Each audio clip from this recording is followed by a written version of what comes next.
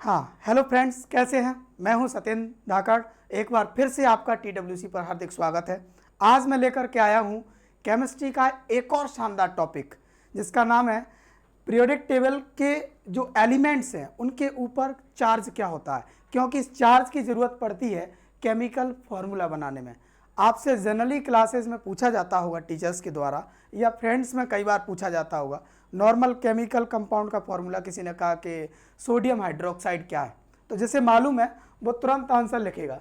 वो क्या कहेगा कि सोडियम हाइड्रोक्साइड, उसके लिए बहुत छोटी बात है, जिसे पता है वो लिखेगा NaOH।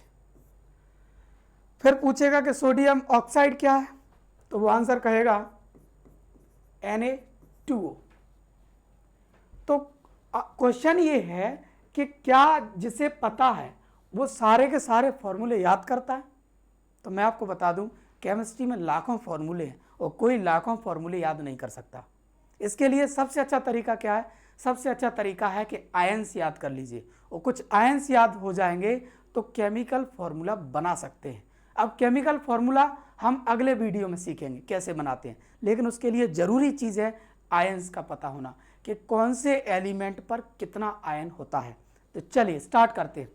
हमारे पास पीरियोडिक टेबल में एक S ब्लॉक होता है और एक P ब्लॉक होता है। इसके अलावा दो ब्लॉक्स और होते हैं, D एंड F, लेकिन D और F ब्लॉक के एलिमेंट्स की ज़्यादातर ज़रूरत नहीं पड़ती। जो ज़्यादा इंपॉर्टेंट है वो है S और P ब्लॉक। तो S ब्लॉक और P ब्लॉक पर कितने चार्ज होते हैं, कौन से एलिमेंट पर कितना चार्ज होता है, ये पता करने के लिए 2 मिनट का समय, मात्र 2 मिनट में ख़त्म करते हैं। S ब्लॉक ये फर्स्ट ए है, इसमें यहाँ पर फर्स्ट ए के यहाँ ऊपर यहाँ कॉर्नर पर हाइड्रोजन और होता है। ठीक, आपको जानकारी के लिए बता दूं कि इन सब के लास्ट में इन सब का इलेक्ट्रॉनिक कॉन्फ़िगरेशन जो होता है वो होता है NS1। ठीक, अब इलेक्ट्रॉनिक कॉन्फ़िगरेशन क्या है ये अगर नहीं मालूम तो ये तो फिर बहुत बुरी बात है। अगर नहीं पाता फिर भी अपन किसी वीडियो में इस पर चर्चा करेंगे, लेकिन अभी ये मान के चलिए कि इनका इलेक्ट्रॉनिक कॉन्फ़िगरेशन NS1 होता है और इसका होता है NS2। सेम ऐसे ही इस बोरॉन फैमिली का होता है NS2NP1।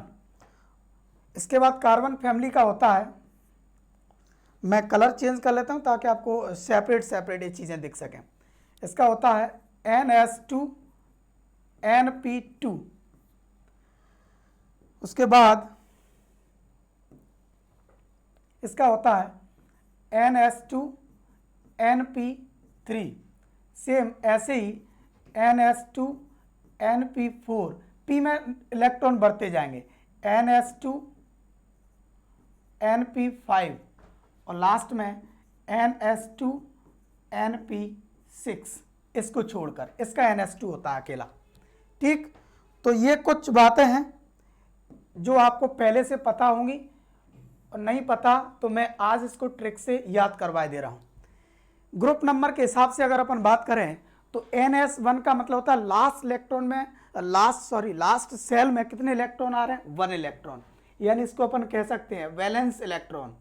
वैलेंस इलेक्ट्रॉन यहाँ पर कितना है? 1 यानी 1। यहाँ पर कितना है? 2 यानी 2। यहाँ पर कितना है? 2 और 1 3, इसमें आ रहा है वैलेंस इलेक्ट्रॉन 3। ये यहाँ पर मैं फिर से लिख लेता हूँ, वैलेंस इलेक्ट्रॉन 3। यहाँ पर कितना आ रहा है? 2 2 4। यहाँ कितना आ रहा है? 5। यहाँ पर 6, यहाँ 7 और यहाँ 8। आपको एक ऑक्टेट रूल पता होगा। ऑक्टेट रूल ये कहता है कि हर एलिमेंट की चाहत क्या है। हमारी चाहत क्या है?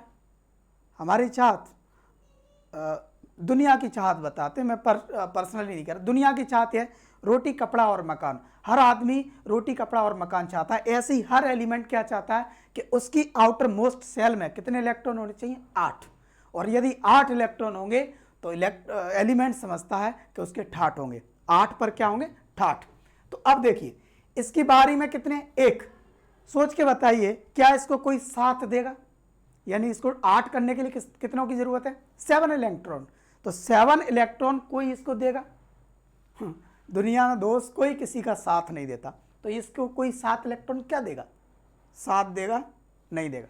तो इसको कोई 7 इलेक्ट्रॉन नहीं देगा, तो क्या करेगा, ये अपना 1 इलेक्ट्रॉन किसी को देगा, ये अपना 1 इलेक्ट्रॉन किसी को देगा।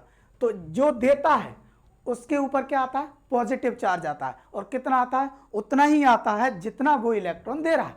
ये कितने इलेक्ट्रॉन दे रहा है, 1, तो इसके ऊपर कितना आएगा, इसके ऊपर आएगा +1। कितना आ जाएगा, इसके ऊपर चार्ज आएगा +1। तो जो 1 लिखा है वो किस में कन्वर्ट हो जाएगा, एक तरह से अपन इसकी बात करें चार्ज, तो यहाँ पर आ जाएगा चार्ज आ जाएगा +1। तो इन सब के ऊपर प्लस लगेगा, +1 +1 +1 +1 +1 +1 और +1। यानी जब भी ये इलेक्ट्रॉन्स देंगे तो 1 इलेक्ट्रॉन देंगे और किस में कन्वर्ट होंगे, ये +1 में होंगे।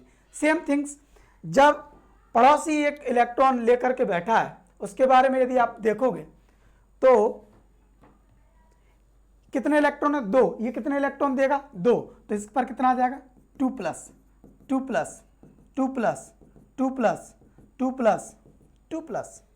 यहाँ कितने इलेक्ट्रॉन है, 3, ये 3 इलेक्ट्रॉन देगा, क्योंकि इसको 8 करने के लिए कितने की जरूरत है, 5 की। तो 5 तो इसको कोई नहीं देगा, क्योंकि जिसको ज़्यादा जरूरत होती है उसे कोई चीज़ नहीं मिलती।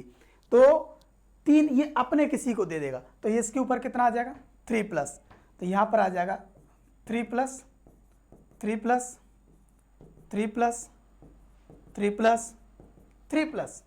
अब आया कार्बन, कार्बन की लास्ट सेल में कितने इलेक्ट्रॉन है, 4। इसको 4 कोई दे सकता है, क्योंकि आधा है, आधा दे सकता है और आधा ले सकता है। ऐसी स्थिति में कोशिश करता है कार्बन फैमिली कि ज़्यादा से ज़्यादा ले, ज़्यादा से ज़्यादा लेगा तो कार्बन की वैलेंसी -4 ज़्यादातर मानी जाती है। तो ये किस चीज़ में आएगा, ज़्यादातर शेयरिंग होती है यहाँ पर, और -4 -4 -4 -4 और -4। ठीक, उसके बाद आता है नाइट्रोजन। नाइट्रोजन फैमिली की यदि अपन बात करें तो नाइट्रोजन फैमिली में क्या होता है, कितने हैं, 5 है, तो उसको जरूरत है 3 की। ये अपने 5 किसी को नहीं देगा, किसी से 3 ले लेगा, 3 लेगा तो इस पर 3 क्या आएगा, नेगेटिव। तो ये आ जाएगा 3 negative 3 negative 3 negative 3 negative 3 negative. Same ऐसे ही यदि अपन आगे बढ़ेंगे तो आपको पता चलेगा कि ऑक्सीजन फैमिली में कितने इलेक्ट्रॉन है, 6। कितने की जरूरत है, 2 की। तो ये 2 ले लेगा, इसको आसानी से कोई भी 2 दे सकता है, क्योंकि इसके पास 6 ऑलरेडी पहले से हैं। तो कितने में आएगा, 2 लेगा, मतलब 2 नेगेटिव। थोड़ा सा कलर चेंज कर लेते हैं, ये आएगा 2 नेगेटिव 2 नेगेटिव 2 नेगेटिव 2 नेगेटिव, यानी 2 नेगेटिव चार्ज किस पर आएगा, ऑक्सीजन फैमिली पर आएगा। सेम इसी तरीके से अगर अपन आगे बढ़ेंगे तो पाएंगे कि फ्लोरीन जो फैमिली है उसकी आउटर मोस्ट सेल में कितने हैं, 7 इलेक्ट्रॉन। कितने की जरूरत है, 1 की। तो ये 1 लेगा, तो इन सब पर क्या आएगा, 1 negative 1 negative 1 negative 1 negative 1 negative. और लास्ट में कितने कंप्लीट हैं, 8। जब इसके पास 8 हैं तो इसके ठाठ हैं, और इसके ठाठ हैं तो इसको किसी की जरूरत नहीं है। इसीलिए पूरी की पूरी फैमिली को बोला जाता है इनर्ट गैसेस, यानी अक्रिय गैसें। क्या बोलते हैं, अक्रिय गैसें। यानी इस पर किसी की जरूरत नहीं है, तो चार्ज हो जाता है 0 0 0 0 0 0। पूरा S ब्लॉक और पूरा P ब्लॉक चार्ज के साथ आपके सामने प्रस्तुत है। मुझे लगता है 1 बाय 1 यदि आपने देखा होगा तो अच्छे से समझ में आ गया होगा। नहीं समझे, 1 मिनट में क्विक रिवीजन कर लीजिए।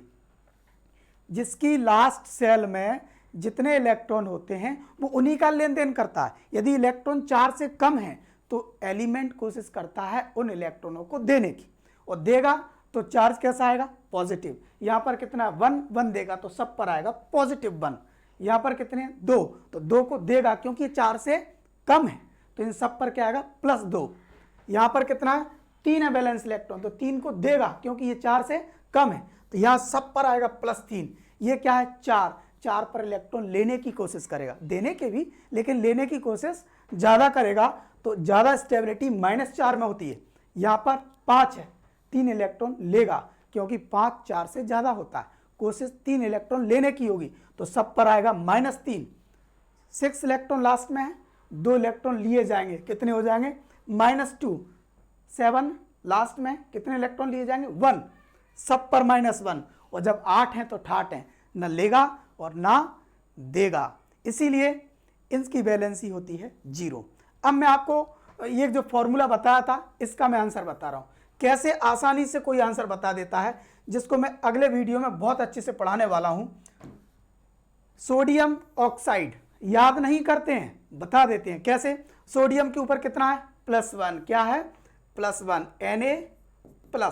ऑक्सीजन के ऊपर कितना है 2 नेगेटिव, कितना है ऑक्सीजन 2 नेगेटिव, ऑक्सीजन 2 नेगेटिव।